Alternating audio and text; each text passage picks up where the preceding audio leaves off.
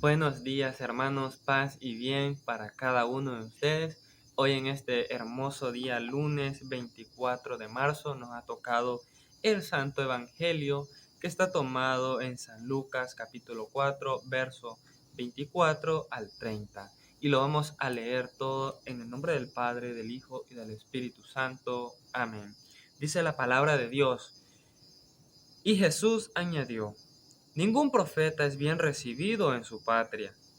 En verdad les digo que había muchas viudas en Israel en tiempos de Elías, cuando el cielo retuvo la lluvia durante 3 años y medio, y una gran hambre asoló a todo el país. Sin embargo, Elías no fue enviado a ninguna de ellas, sino a una mujer de Serepta, en la tierra de Sidón. También habían muchos leprosos en Israel en tiempos del profeta Eliseo, y ninguno de ellos fue curado, sino Naamán, el sirio. Todos en la sinagoga se indignaron al escuchar estas palabras. Se levantaron y lo empujaron fueron fuera del pueblo, llevándolo hacia un barranco del cerro, sobre el que, sobre el que estaba construido el pueblo, con intenciones de arrojarlo desde allí. Pero Jesús pasó por medio de ellos y siguió su camino. Palabra de Dios, gloria y honor a ti, Señor Jesús. Imagínense hoy en esta mañana el Evangelio de San Lucas capítulo 4, verso 24 al 30, nos habla algo muy claro y muy bello. Dice la palabra de Dios que ningún profeta es bien recibido en su tierra, en su nación, ¿verdad? Entonces, ¿qué nos quiere dar a entender? Que muchas veces no vamos a ser bien recibidos quizás en nuestra comunidad o en el trabajo que hacemos tanto espiritualmente, ¿verdad?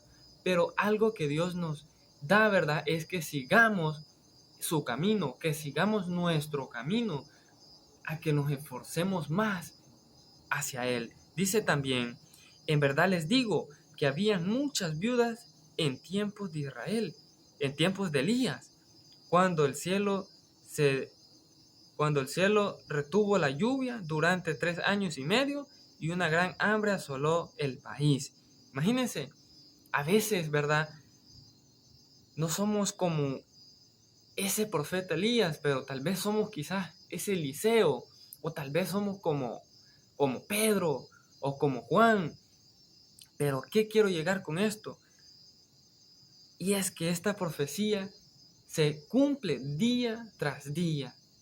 ¿Cuántos tenemos hambre? ¿Cuántos tenemos sed? ¿Cuántos queremos ser sanados? Muchos, ¿verdad? Pero más bien hay uno del montón que está pidiendo con fe, con esa esperanza, con ese ánimo, con aquella inquietud que quiere más de Dios. Y ese puede ser tú o yo en esta mañana. Dice también, sin embargo, Elías no fue enviado a ninguna de ellas, sino a una mujer de Serepta en la tierra de Sidón. Imagínense, de entre tantas mujeres viudas, Dios había puesto la mirada en una persona. De tantos que podemos ver el Evangelio, y depende de lo que agarremos y lo guardemos en nuestro corazón. ¿Por qué? Es necesario tener una mente abierta y un corazón agradecido con Dios. Imagínense esa palabra, grábatela en tu corazón. Ser agradecido siempre con Dios, con lo poco que Él nos regala. Dice también habían muchos leprosos en Israel en tiempos de Eliseo, del profeta Eliseo, y ninguno de ellos fue curado, sino Naamán, el sirio. Imagínense, ¿por qué Dios había puesto la mirada en estos dos personajes, tanto en Elías y en Eliseo, y tanto en estos otros dos, en esta mujer y en este hombre. ¿Por qué? ¿Por qué? Porque Dios quería manifestarse por medio de ellos, a uno dándole de comer y dándole a conocer que Él es el que pone el pan de cada día. Por eso dice la palabra de Dios, no solo de pan vive el hombre, sino de toda palabra que sale de la boca de Dios. Imagínense, la palabra de Dios es clara y nos hablan también de este hombre que fue curado, Naamán. Habían muchos enfermos, leprosos, pero ¿qué pasó? Dios escogió uno. ¿Y quién fue ese gran instrumento?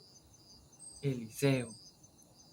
Vino y sanó ¿a quién? A Naamán, que lo envió ¿a dónde? Ustedes saben, ¿verdad? Entonces es allí donde nosotros debemos ir, ¿verdad? Comprendiendo la palabra de Dios y seguir, ¿verdad? El camino, seguir adelante, seguir luchando, seguir perseverando sin desanimarse siempre, ¿verdad? Hay momentos que llega el desánimo